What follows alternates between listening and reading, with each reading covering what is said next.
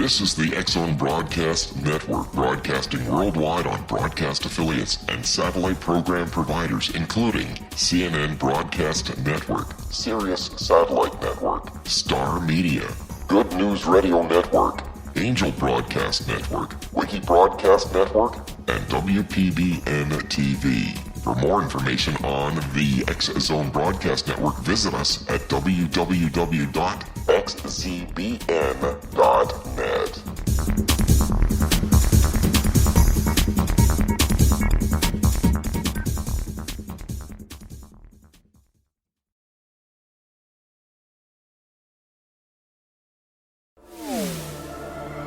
The X-Zone Radio Show with Rob McConnell is largely an opinion talk show. All opinions, comments, or statements of fact expressed by Rob McConnell's guests are strictly their own and are not to be construed as those of the X-Zone Radio Show or endorsed in any manner by Rob McConnell, Relmar McConnell Media Company, the X-Zone Broadcast Network, its affiliated networks, stations, employees, or advertisers.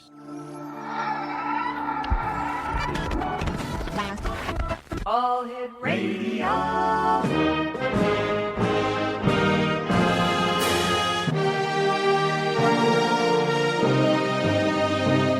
Welcome to the X-Zone, a place where fact is fiction and fiction is reality. Now, here's your host, Rob McConnell.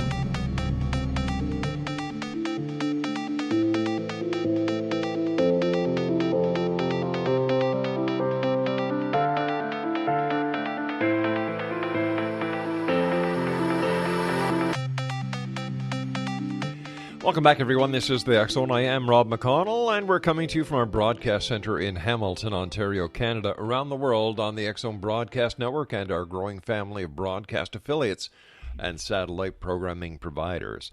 If you'd like to send me an email, studio@xzoneradiotv.com, on all social media sites, X-Zone Radio TV.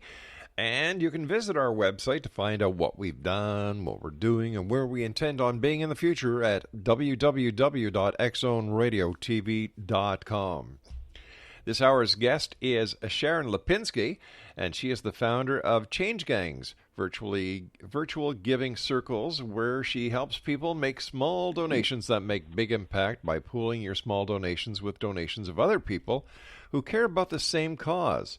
They become your donation team, and together you can be confident that your donation is going to the right charity, that it will be used in the right way, and that it's going to make a big difference. She is also the author of 365 Ways to Live Generously, Simple Habits for Life that's good for you and others. When people think about generosity, X-Zone, they think it means giving to other people. And yes, this book is about tipping over your cup to give to others, but it's also about filling your cup so that you have even more to give. Joining me now to talk about this wonderful idea is Sharon Lipinski. And Sharon, welcome to the X-Zone. Oh, delighted to be with you today. Thank you for having me. Okay. Tell me about yourself and how you came up with this fascinating idea. Well, I was not by nature a generous person, even though my mother set this really wonderful example for me. Mm-hmm. I found myself in a place where I was too busy often to notice an opportunity to give or to do something about it. I was afraid that I was going to do it the wrong way, or I was going to be taken advantage of, I was going to look stupid. So I had this experience where I invited an older man out to enjoy Thanksgiving dinner with me at a Chinese restaurant because I knew he didn't have anybody. And I was new to the area, and I didn't have anyone either. So when I asked him, I hoped that he would say no. And but he didn't. He said yes, and I picked him up, and well, we shared plates of sesame chicken and beef with broccoli, and he talked about his kids. And I just realized, taking him out to dinner, that was a tiny thing for me. Yeah. 45 minutes, hour and a half, $30. It was a really big deal for him because he didn't have anybody to do those things with. And that was the moment that I got it. All right, I want to make living generously, these everyday acts of small kindness possible. I want to do it every day. And I just looked into how do you make that happen. Now, you said that he had children. Where were his children? Why couldn't you spend Thanksgiving with his children? Well, he was a former drug addict who and his family wasn't on a good relationship with his family. They didn't Gotcha. live in the area. And so one of the things I discovered about him when we talked is he had a lot of regrets. And, being able to share that with somebody, I think, made a big difference for him. How many years ago was this? This was 7 years ago. And how has this concept changed your life?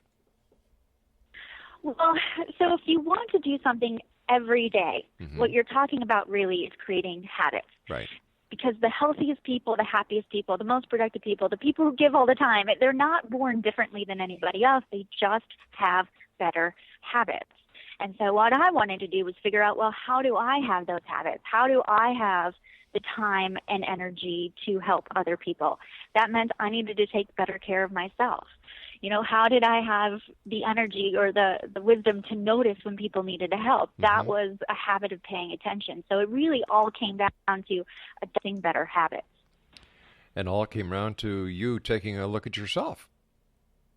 Yes, exactly. Well, it doesn't all happen with taking a look at yourself. That is so true. Please stand by. You and I have to take a short break here. Exonation, our guest this hour is Sharon Lipinski. We're talking about the key to success is thinking less, the habit paradox, how to be happy, healthy, and more productive. And you can find out more about this young lady and her startling way of helping by going to her website, bestlifehabits.com. This is the X Zone. I am Rob McConnell. Sharon and I will be back on the other side of this break. So whatever you do, don't go away. Don't forget, Exonation, if you would like to be part of making history, visit www.cubesat.tech.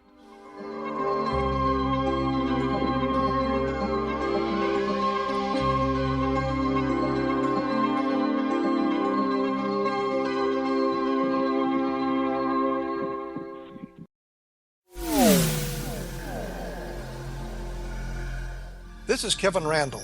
For nearly 30 years, I have been investigating the case of the Roswell UFO. I have interviewed hundreds of people and stood on the crash site. Now in Roswell in the 21st century, I have reviewed dozens of hours of audio and videotaped interviews, examined hundreds of files that relate to the crash, and have returned to Roswell in an attempt to put all that information into the proper perspective. For the first time in Roswell in the 21st century, I have made a dispassionate reevaluation of all that material and provide a new look at what happened. This is a book that clears away all the clutter that has hidden the truth for so long, strips away the various lies that surround the case, exposes the Air Force attempts at cover-up, and found a core of solid information that tells us all where the case stands today. Roswell in the 21st century will be available in just a few weeks. For more information, please visit my website at www.kevinrandall.blogspot.com.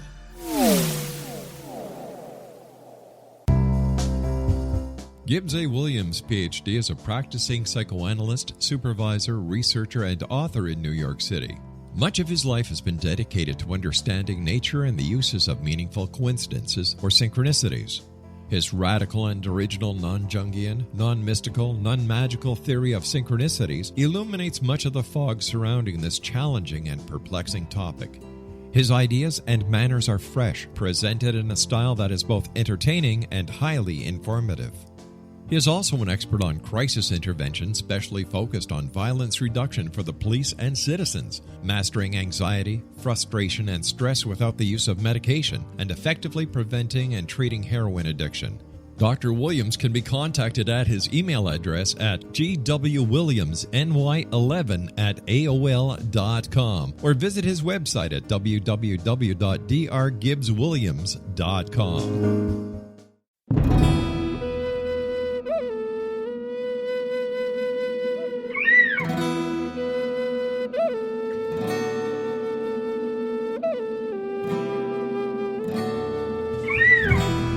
Shamanism is recognized as a method to access the quantum level.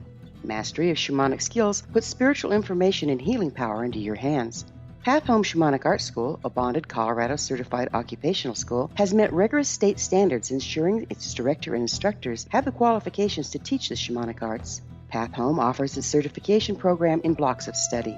Block 1, a 5-day intensive, will be held in the beautiful mountain town of Coaldale, Colorado, October 13th through 18th. Registration deadline is September 12th. Experience Journey Trance, Power Animals, Helping Spirits, Sacred Space, and Life Purpose. Come discover your power. Join me, Gwilda Wiyaka, in the magical world of shamanism. Call 303-775-3431 or visit findyourpathhome.com.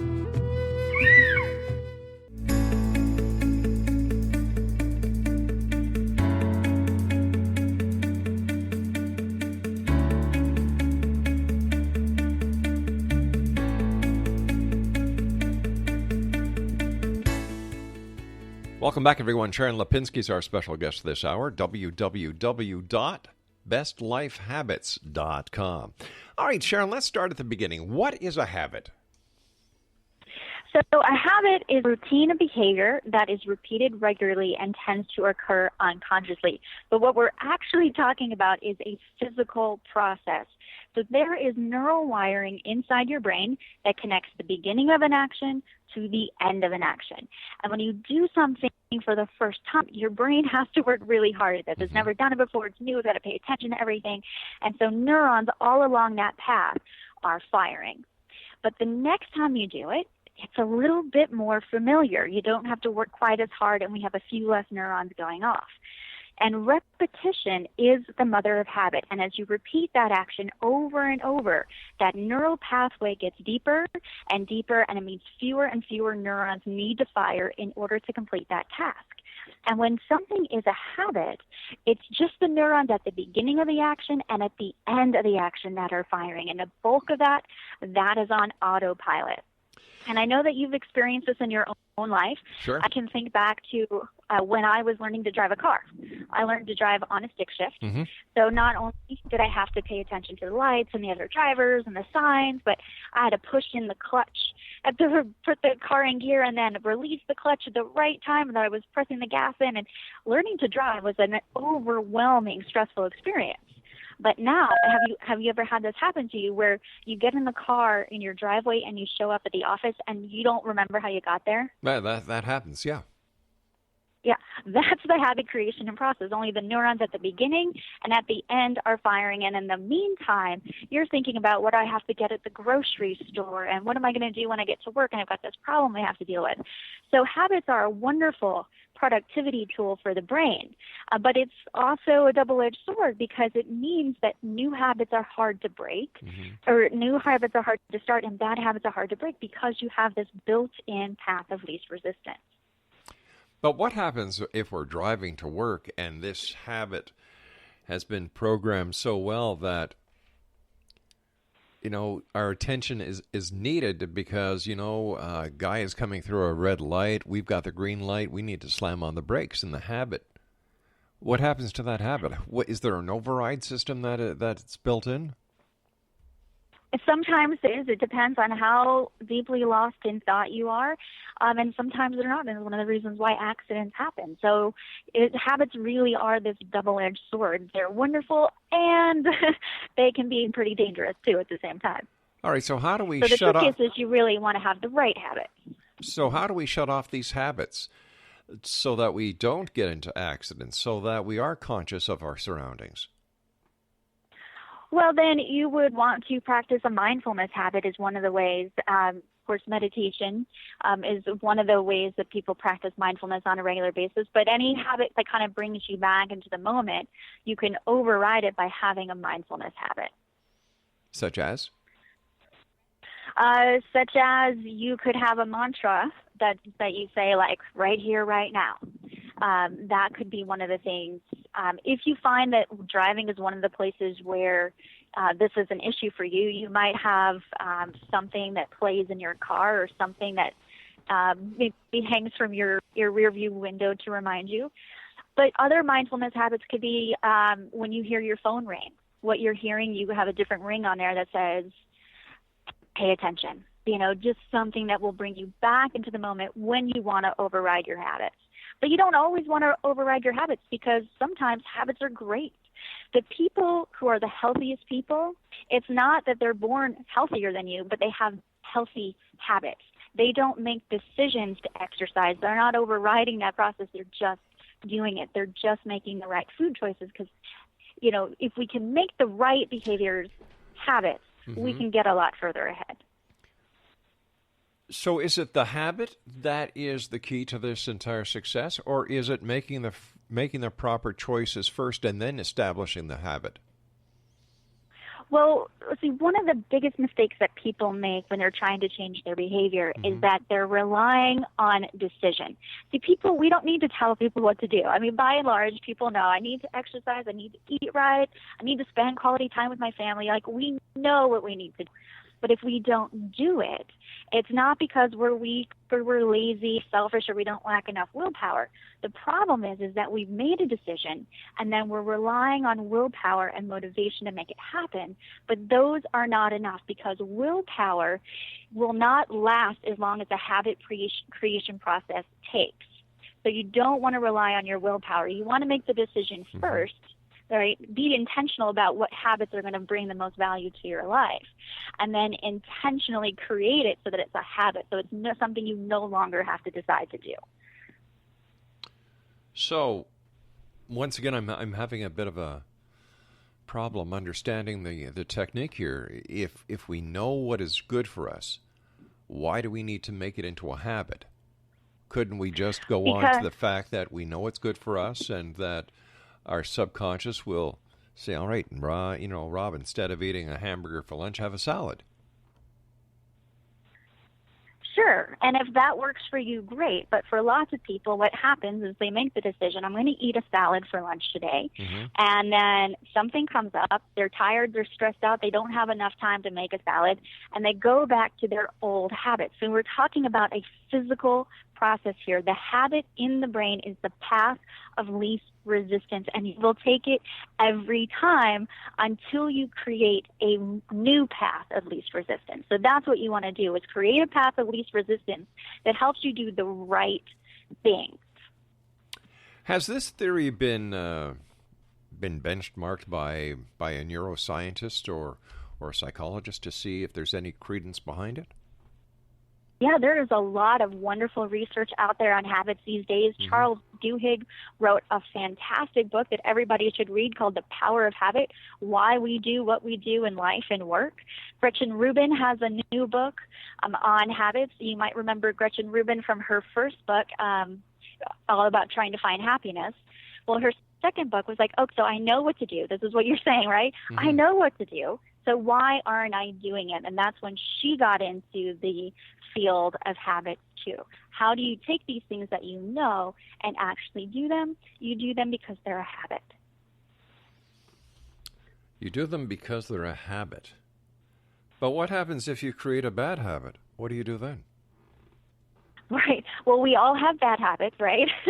I don't know if there's any person out there who doesn't have a bad habit. So to understand how to make and break habits, let's first delve into the anatomy of a habit. So Okay, a habit sounds is made good. up of three parts. Okay. There's a trigger, there's the action, and then there's the reward. In other words, something has caused you to act in a certain way to get a particular benefit. Right. Does that make sense? Yeah. Okay. So often when we think of a bad habit, we're just thinking of just the action, right? It's the smoking. But actually, you've been triggered. There's something here that's saying time to launch into this behavior. The behavior is the smoking. And then the reward, well, the reward could be all different kinds of things. So when you want to break a bad habit, you have to tap into this. You have to understand what this anatomy looks like for you. So if it's smoking, smoking can be triggered by this physical sensation that you have this physical desire for nicotine. But it could not be physical. It could be an emotional desire. You can feel bored or stressed out or lonely. It can be triggered by an event, like after a meal. That's a trigger that says it's time to have a cigarette. So it can be one of these. It can be all of these at the same time. And likely you have different triggers for the same action. And then what is the reward that you're getting out of it? If it's smoking, again, we could be talking about a nicotine rush through the body. It could be a social reward because you get to spend some time chatting with people. People can do it to relieve stress or boredom. So again, it's finding out, to break a habit, you have to understand the habit structure. And then you get in there and you start fiddling with the structure. Can you replace the action? Can you remove the trigger? All to meet the same rewards, because we have these human needs. I mean, that's just who we are as human beings. So what are we getting out of it, and what else can we do that's healthier for us that's going to meet the same need? All right, so let me get this straight. An example would be a child is given a homework assignment. The child gets the homework assignment done, goes to class the next day. The teacher puts a gold star on there. Bang. The child understands that if he keeps on doing good, he gets a gold star, and he perpetrates this habit. Am I correct? Sure, for a child who is motivated by gold stars. Okay. Not all children are, All right? right. Everybody's unique, so you want to find out what motivates you. All right, so, well, I'm using other people here to better understand and to relate the information to our listeners. So, once again, let's use this example. When I took my dog to dog training camp, there were cause and effect. If the dog did something good, he got a cookie. If he didn't do something good, he got a yank on the collar. Are we talking about the same thing here? I know, we like to think we're more sophisticated than dogs, but we have to remember that human beings are animals. We're very sophisticated animals, so sometimes our triggers are not as obvious as a clicker, and our reward not quite as obvious as a piece of food. But essentially, it is the same process. So what is so new about this? Nothing. But is there anything new under the sun? I think we just have a deeper understanding these days of this neuropsychology of habits and why they can make such a difference in your life. It's like hypnosis, right? You know, I'm not familiar with hypnosis, but I would hear how it's similar. Well, only a person who wants to be hypnotized can be hypnotized. If there is a problem that he or she thinks that hypnosis will help, the fact that they don't believe in hypnosis is not going to help at all. So how do you change the ardent person who has a habit that they just can't seem to break? How do you break that? If they don't believe they have a habit, a bad habit, how are you going to convince them to make a change? Well, I don't know that you should. I think it's always easier to look out to people's lives and say, you need to fix this, you need to fix this. But, you know, when you point a finger, there's three more pointing back at you. So I would look at your own life, my own life. This is what I did. And I said, what habits do I need to break? What habits do I need to create to live the life that I want to live? And then what I did is I followed a 5-step process. I first got very clear on why, right? Because this process is not easy. It's simple, but it's not easy. And so to understand why the status quo is no longer acceptable, and to create a vision of what is possible in the future. So that was step one. The second step is to identify the trigger. So when in my day, when is this going to happen? So getting very clear on when this happens. Third, getting crystal clear on the action, because sometimes we'll have this idea of a new habit and say, well, I want to exercise every day. But if we're not crystal clear on the action that we're going to take, it's sometimes that confusion will just simply lead to not action, because again, the path of least resistance is to do nothing. So get very, very clear on what it means to you to exercise every day. All right, so we've got to go to a commercial break, but what I'm hearing is if you make a decision to lose weight, make the decision to go to the gym, you just go to the gym. Well, we'll talk more about it when we get back from break. All right. This is the X-Zone. I am Rob McConnell. Sharon Lipinski is our guest. Her website is bestlifehabits.com. We'll be back on the other side. Don't go away.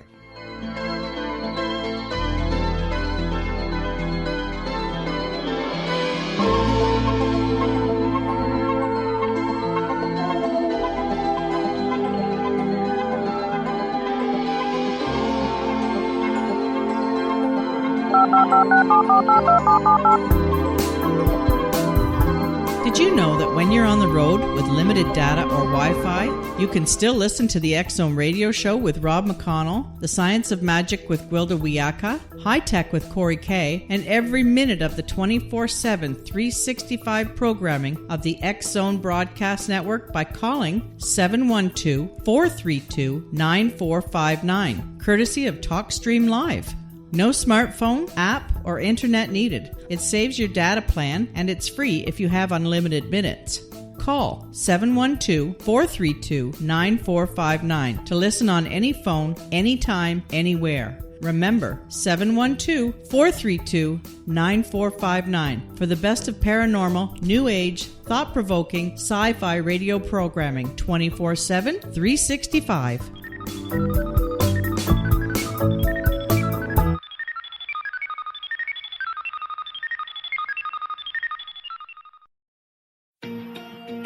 Wouldn't you love to know the secret to everything?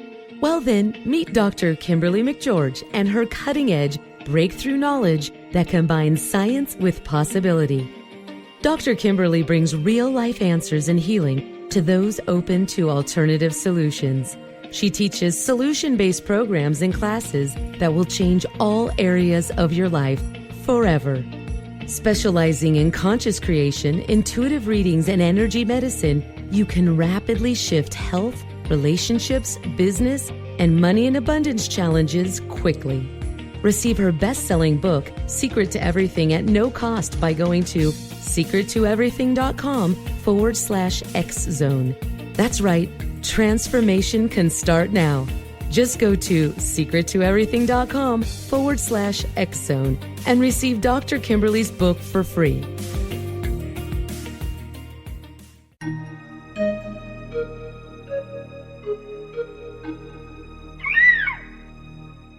While science pursues fact, magic accesses the quantum level, bridging random facts to form truth.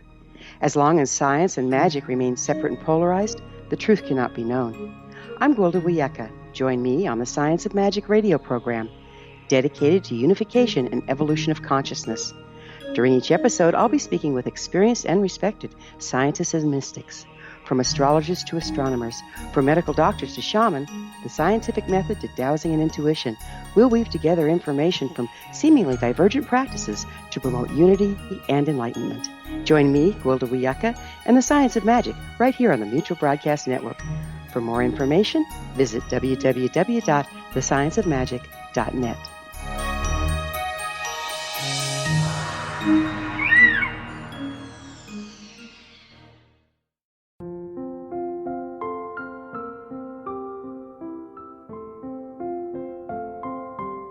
I am Dr. Carl O'Helvey, founder, president of a new cancer foundation focusing on evidence-based physical, mental, and spiritual interventions, including natural cancer cures, prayer, meditation, affirmations, nutrition, and other related holistic cancer prevention and cure modalities. These are used in cancer education, research, and financing care. I ask for your help to continue this important work by donating at www.holisticcancerfoundation.com.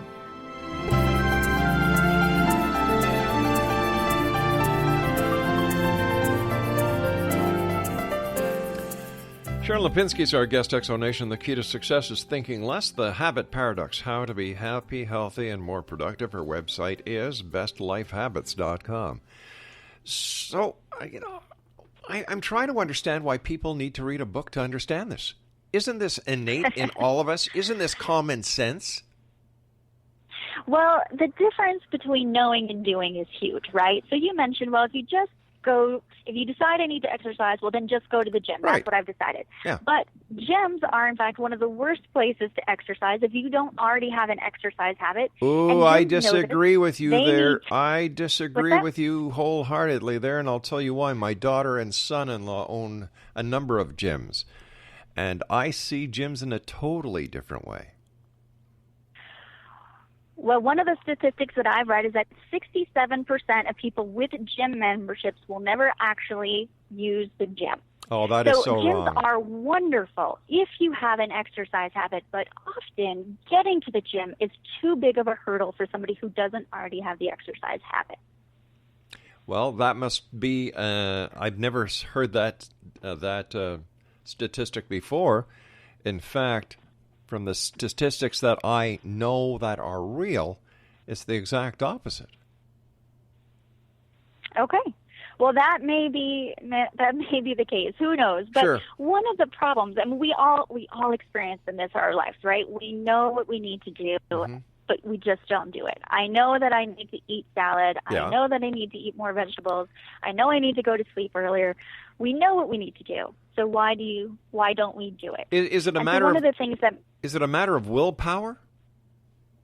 No. In fact, that's the biggest mistake that people make, is they're relying on willpower. So let's talk a little bit about what willpower is. Willpower is a form of mental energy, and we use that to make all kinds of decisions. We use it to control impulses and emotions, and we're using it constantly all day long. I know you've had this experience that sometimes calling on your willpower is easy, right? Sometimes I can walk right past that display of cookies right at the grocery store checkout lane with no problem, but sometimes it's not easy. And sometimes, and there's 3 reasons why your willpower isn't there for you when you need it. One is that if we think of willpower like the gas tank on your car, if you keep driving around, eventually you're going to run out of gas and you can't go anywhere. Well, you get 1 tank of willpower for everything. And when you've used it up, that's it, it's gone. The second reason your willpower might not be there for you is that it's been drained with physical stress. So even though willpower is a form of mental energy, it's actually fueled by glucose and sleep. So if you're tired and hungry, right, you're running on fumes. Or if you're hangry, anger brought on by hunger, you're so much more likely to snap at your spouse or to eat macaroni and cheese just because you're craving, you need to be refilled. You don't have the willpower to call on to resist those temptations. And then there's emotional stress. So a step that you can do to make that, just to complete that action. Because it's not the duration, it's not the intensity of the action, it's that you do it at all. So if it's 1 minute of exercise, if it's flossing 1 tooth, just have a minimum requirement for those days when you just don't want to do it. And then the 4th step, and we haven't really talked about this yet, is to talk about rewards. Okay. So we talked about it with smoking, right? We get a reward from smoking. Yeah. So let's consciously tap into this anatomy for our benefit. The habits in our lives that are the hardest to break, we have very strong rewards in them, and rewards can be physical. So you can jump up and down to celebrate, but you can also cause a physical reaction in your body, like a cup of coffee or a hot shower. Brushing your teeth has a physical reaction, right? Because you have this nice, clean, tingly feeling in your teeth. That helps people to create a habit. Or rewards can be personal. So you could check a box on a calendar and you get to see this nice long string of successes. Or rewards can be social. You could call a friend, you could get some time on Facebook. But when you reward yourself, and I'm not talking end-of-the-line rewards. I'm not talking about, if I do this for 2 months, then I get a new pair of shoes or whatever. That kind of reward, that can actually undermine habit creation. But if your reward is cheap, if it's easy, if it's healthy, and if it comes as close to the end of the action as possible, you're going to trigger endorphins in your brain, and that's going to create a physical and emotional connection with this action. It's going to make you want to do it. Could this system be used on children to better prepare them for the future? Well, sure. We form so many of our habits as children, and we form them as adults. Usually it's easier to form bad habits than good habits because bad habits come with these really strong rewards. So absolutely, anybody can do it. It's happening all the time unconsciously, so you just want to take conscious control of it. All right, here's a real interesting question. What are the most important habits to improve your love life? Yeah. So relationship habits are incredibly important, I think. And I think, of course, everybody might have their own opinion, but I've identified 5 that I think are the most important. So the first is to have a strong goodbye habit. So when you and your partner are splitting ways, to treat that moment mindfully. Give them your full attention, make eye contact, exchange physical contact, say something nice, and to actually make this a habit in your life, your trigger could be the word goodbye. And you train yourself that when you hear the word goodbye, you turn your body towards this person. The second habit that I think is also very important is the greeting habit, right? And I don't know if you've had pet past, but one of the great things about having dogs is they're so excited to see you when you come home. Yeah. So when you reconnect with your partner, that's another moment to treat that mindfully. So before the kids, before the dog, anybody else gets attention, you greet your partner, you make eye contact, exchange physical contact, ask how their day was. I mean, even if it's just 1 minute, because I think everybody can make 1 minute for the person who's most important in their lives. And these kind of form like bookends. So these for your relationships. So I think that these are two really excellent relationship habits to have. Third is make a habit of having alone time. Do you want me to continue? Oh, yes, please. Okay. So third, have a habit of having alone time, date nights or just time before bed that you can just use to reflect on your life, share emotions, talk about dreams, snuggle or things like that. But you just need time where there are no to-do lists, there's no crisis modes, there's no taking care of business, just time for you to connect as human beings. And then one of the triggers that could help you accomplish that would be, one of your habits is we know Friday night is date night. That could be one of your triggers to create that habit. Fourth habit is to make a habit of showing your partner respect. And one way to do that is to respond when your partner reaches out. And psychologists call this bids for attention.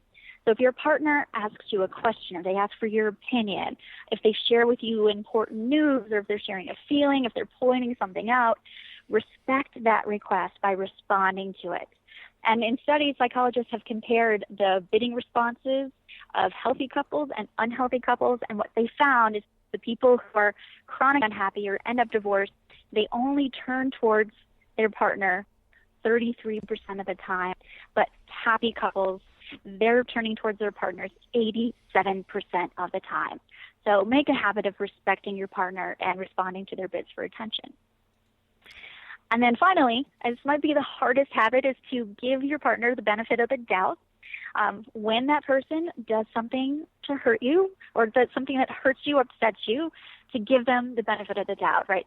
The intention was not to hurt you. It did hurt you, but that was not their intention, and that there was something going on in their world. They were feeling hurt. They were lonely, unscared, unsafe, whatever it was, and that they took the action to meet that need, to solve that feeling.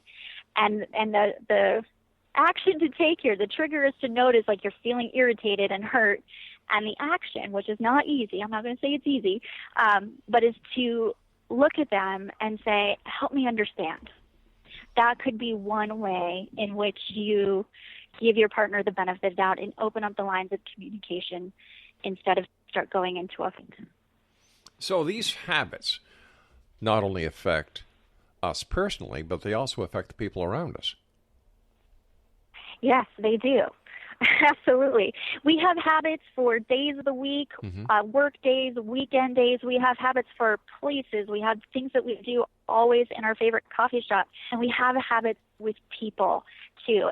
And relationship habits, those can be some of the hardest habits to change, because not only are you bringing your own neural wiring, your own programmed responses, you've got theirs to deal with, too. So relationship habits can be very challenging to change. All right, Sharon, stand by. You and I have to take our final break for this hour. X-Zone Nation. Sharon Lipinski is our special guest. And she is the founder of Change Gangs, virtual giving circles, where she helps people to make small donations that make big impact by pooling your small donations with donations of other people who care about the same cause. Her website is www.bestlifehabits.com, and we'll both be back on the other side as we wrap up this hour here in the X-Zone from our broadcast center in Hamilton, Ontario, Canada. Don't go away.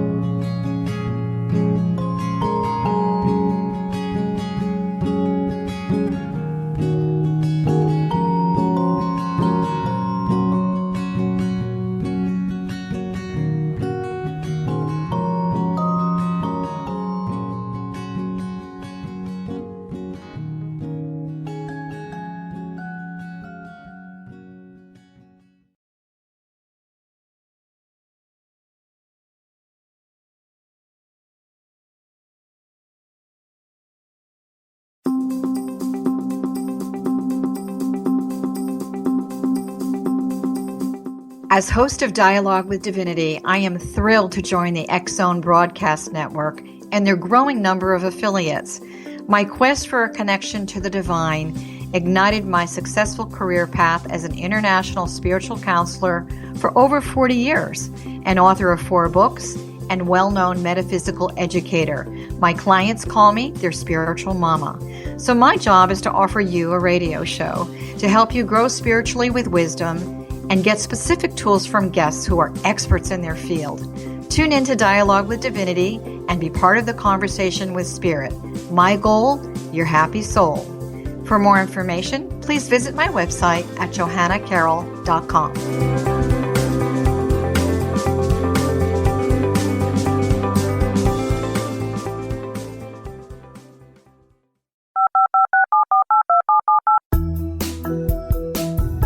Did you know that when you're on the road with limited data or Wi-Fi, you can still listen to the X-Zone radio show with Rob McConnell, The Science of Magic with Gwilda Wiyaka, High Tech with Corey Kay, and every minute of the 24/7, 365 programming of the X-Zone Broadcast Network by calling 712-432-9459, courtesy of TalkStream Live.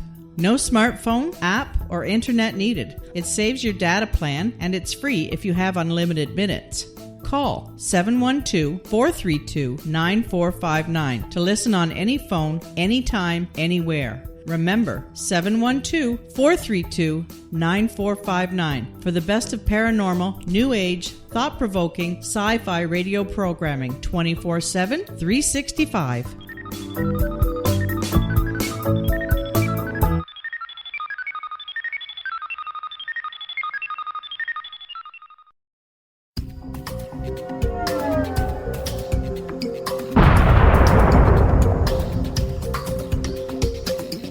Coming soon to the X-Zone Broadcast Network is A Different Perspective with me, Kevin Randall, as your host. We'll be taking a close look at what is happening in the world of UFOs today with side trips into the paranormal. Guests will range from those who are household names to those who have a different perspective on a variety of topics. No topic will be taboo, but there will be tough questions asked as we all search for the truth about UFOs, the paranormal, and those things that excite us. Sometimes we'll agree with a guest and sometimes we won't, but we'll try to keep the program topical. For those of you who would like to read, be sure to visit www.kevinrandall.blogspot.com and remember to listen to the other fine programs on the X-Zone Broadcast Network at www.xzbn.net.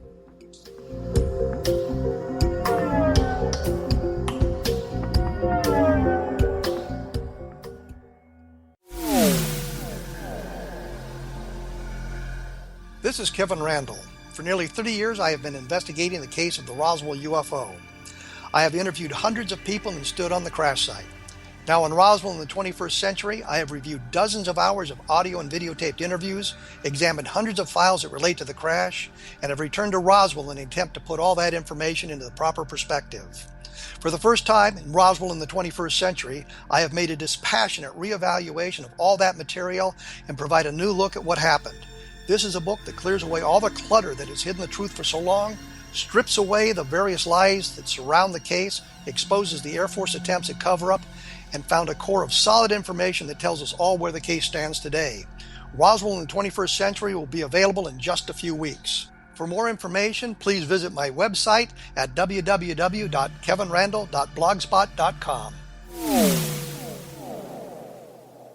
What Happened in Benghazi is revealed by Nicholas Genix, author of Obama, Islam, and Benghazi. He informs the American people that President Obama deceived them by advocating a strong foreign policy prior to the 2012 presidential election, and Hillary Clinton supported this deception.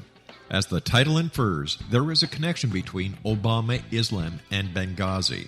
Ample evidence informs Americans that Obama's early indoctrination in the Quran developed an affinity for Islam, why the Quran is the source of discontent in many countries, and why the Obama foreign policy deception led to poor military action and caused the loss of American lives in Benghazi. Genix provides 36 questions for the Select Committee on Benghazi to validate if Americans are justified to mistrust President Obama and Hillary Clinton. An overview of Obama, Islam, and Benghazi is presented on the website www.futureofgodamen.com. That's www.futureofgodamen.com.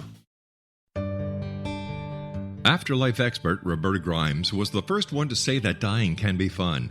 Now her best-selling book, The Fun of Dying, is available in stores worldwide. So if you wonder whether death ends life, how it feels to die, or what heaven might be like, The Fun of Dying was written for you. And if you have always been afraid of death, or if you worry that your life has no meaning, let The Fun of Dying ease your fears and bring new meaning to your life. Nothing said in The Fun of Dying is based on the teachings of any religion. Instead, Roberta draws on evidence to explain how death happens, how it feels, and what comes next. A lot of the best death-related evidence was produced in the first half of the 20th century. When it is put together with recent discoveries, it tells a consistent and amazing story. Roberta Grimes blogs and answers questions at robertagrimes.com. Her wonderful book, The Fun of Dying, is available on Amazon and at stores worldwide wherever books are sold.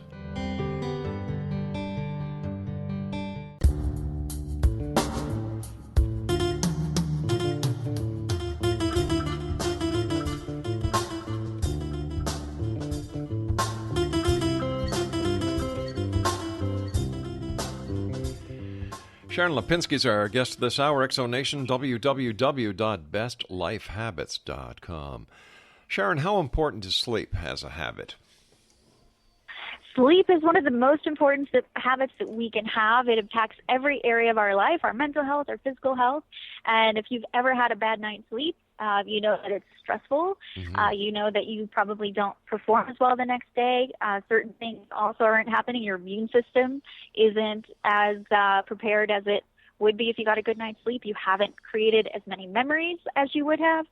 So, yeah, sleep is just one of the most important habits we can have. And the CDC estimates that 1 in 3 Americans are not getting enough sleep.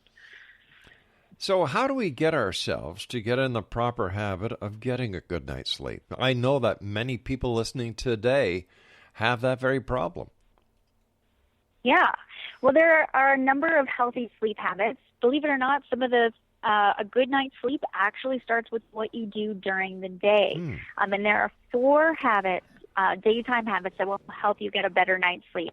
And the first is to have an exercise habit. And without a doubt, exercise is the number one thing you can do to get better health.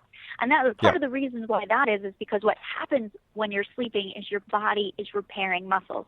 So if it has more work to do, your brain will send you into deeper sleep.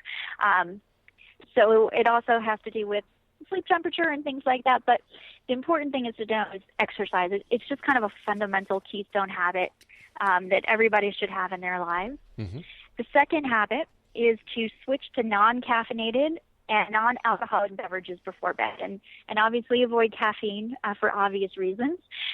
But a lot of people don't realize that with alcohol, sleep studies show that it reduces how deeply you sleep. It means that you're more likely to wake up. And sleep study after sleep study shows that when people drink alcohol, they do not get as much quality sleep as do when they're not drinking. So in the afternoon, switch to non-caffeinated and limit yourself to 1 drink after dinner or within 2 hours before bed. And then habit number 3 is to tap into your circadian rhythm. So, you know, over thousands of human years, years of human evolution, we became finely attuned to light, and it's only recently that we've been able to modify that. So morning sunlight is what lets your body know that, hey, it's time to get up. And as the light goes down, your body starts to prepare for sleep. And blue light, the light that we get from our computers, our phones, our TVs, will give off blue light. Blue light is what our brain associates with sunlight, and so it's going to postpone the body's production of melatonin, which is going to mean it's going to take longer for you to fall asleep. So tap into those circadian rhythms by getting sunlight during the day and then avoiding blue light and bright light at night. I would imagine that falling asleep or thinking that you're going to fall asleep while watching TV isn't a good idea either, because you're getting the light off the television set. Sure. And one thing that happens for people who have trouble falling asleep, and if you don't have trouble falling asleep, then it might not make a difference for you. But if you have trouble sleeping in bed, one of the things that you're doing is creating this mental association that I can sleep on the couch, but I can't sleep in bed. So if you have trouble sleeping, one of the nighttime sleep habits is you sleep in bed. That's the place for sleeping, and you don't do anything else in your bed other than sleep and have sex. Anything else, if you want to talk on the phone, if you want to pay bills, if you want to work on your laptop, all of those things, even getting in a fight with your spouse, get out of bed because the bed is where you sleep. Okay. So, everybody is stressed out these days. Everybody. I don't know one person on this planet who doesn't suffer from one form of stress or another. How can we use this habit technology to reduce stress? Yeah, well, absolutely, because habits are not just habits of action, but there are habits of thought, of emotion. So how we respond to stress is often habitual, right? We know when we get into certain situations, we're going to respond in a certain way. Yeah. And then we probably all do the same. Whatever your coping mechanism is for stress, you probably do that very habitually, right? Some people will smoke, some people will have a drink, some people will go running. It's the same trigger, but it's a different action. So to find healthy ways to cope with stress, I think one of the most important habits that people can create is a mindfulness habit. To have some sort of meditation or prayer or gratitude habit, something that you engage in every day that broadens your perspective, stills the mind, I think is one of the most powerful tools we have to cope with our daily stressful lives. Okay, so we've got about 5 minutes left. What would you like to tell the listening audience of the X-Zone Nation about habits? You're the habit expert. Right. Well, what I would say is that if you want to live your best life, and my belief is that people do, that we want to live lives where we're making a difference in the world, where we have deep relationships with friends and with family. In order to do that, we have to take care of ourselves too. If your cup isn't full, you can't do as much for others. And I talk to so many people who are burnt out caregivers, and they're not exercising and they're not eating right. They might be pre-diabetic. They're stressed out. They're burnt out. And you can't serve people. If what you really care about is serving people, you can't serve them as good as you could if you're not taking care of yourself. So I want to encourage everybody to find a balance. So I always talk about 7 essential habits. And some of those habits are just about you and about taking care of you. It's about your physical health. It's about having a mindfulness practice. It's about having regular time where you connect with yourself. If you can make those things a habit, then your life can unfold as a life, where you're generous to yourself and to others. And I think life just gets a lot easier if we can reduce the number of decisions we have to make. We don't have to decide to exercise. We just have to do it. We don't have to decide what to eat. We just have to eat the right things. So if you can get to that point with your behaviors that are going to take care of you and take care of the people that you love, I think that is a wonderful place to be. I'd just like to go back to what you and I were talking about at the very beginning, about this donation system that you've come up with. Let our listeners know more about this, because I'm sure there are people saying, well, yeah, but the donation part, let's get to the donation part. Well, so one of the 7 habits that I talk about is philanthropy, right? Philanthropy is where the rubber meets the road. It's where, this is, if you want to make the world a better place, you got to do something about it, and philanthropy is where you do it. But philanthropy is not easy. So I wanted to make philanthropy an easy habit. So in a virtual giving circle, what you do is you contribute $25 a month. It gets pooled in your donation with your donation team. So we have 3 causes. We donate for pets, we donate for veterans, and we donate to end poverty. So you find your cause, and then with that team, we help you. So you can be as involved as you want, but you don't have to do anything other than give $25 a month. And we nominate charities, we research charities, and then we vote on the ones that are going to make the biggest difference with our dollars. So that is, what I did to make a habit of giving money.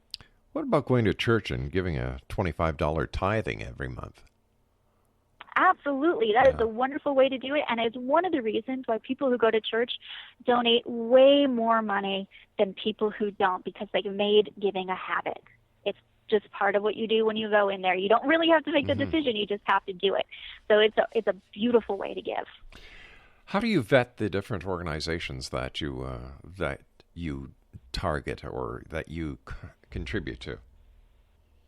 Well, we go through a 4-level process where we look at their reputation, we look at the impact they're having, we look at their financial information. So we complete out these forms, and then we send it out to our members written up so that they can understand what the charity does and what kind of impact they're having. And how much money on a monthly basis would we be looking at that this organization would get? Well, we're actually just about in December, we'll make our $50,000 in donations since we founded. Wow. So we donate about $3,500 a month. But the wonderful thing, what's so amazing is, right, we can do so much more together than we can do alone. And this is just one of those ways where we really just see it add up, where everybody's doing a little something, we're doing it consistently, and we can really make a big difference. And is this type of donation sweeping across the nation? You know, you'd be surprised. According to the last study I wrote, there were more than 800 giving circles across the United States donating more than $100 million a year. Most giving circles are local in that they support their local environment, their local schools and things like that. But my husband was in the Army. Yes. We moved around a lot. I couldn't do it like that, so I made mine virtual. So we have members from all across the country. Well, congratulations on the great work that you're doing. I think that Thank you. It's a pleasure talking to you. You're giving a lot. Now, where can our listeners get a copy of your book? Well, it is due out in January, so if they go to my website, bestlifehabits.com, they can get a lot of the information we've talked about today, but in one nice, easy-to-reference place, and then they'll get an email when the book is available to be purchased. Sharon, again, congratulations on the great work that you're doing. I love what you're doing, the fact that you're helping people and getting people into the habit of helping people. Man, you've got my vote. All right. It was a pleasure. Thank you. Take care, Sharon. Exonation, our guest this hour has been Sharon Lipinski. And great lady, great ideas, helping a lot of people. www.bestlifehabits.com, and we'll be back on the other side of this break as we continue here in the X Zone from our broadcast center in Hamilton, Ontario, Canada. My name is Rob McConnell. Don't go away.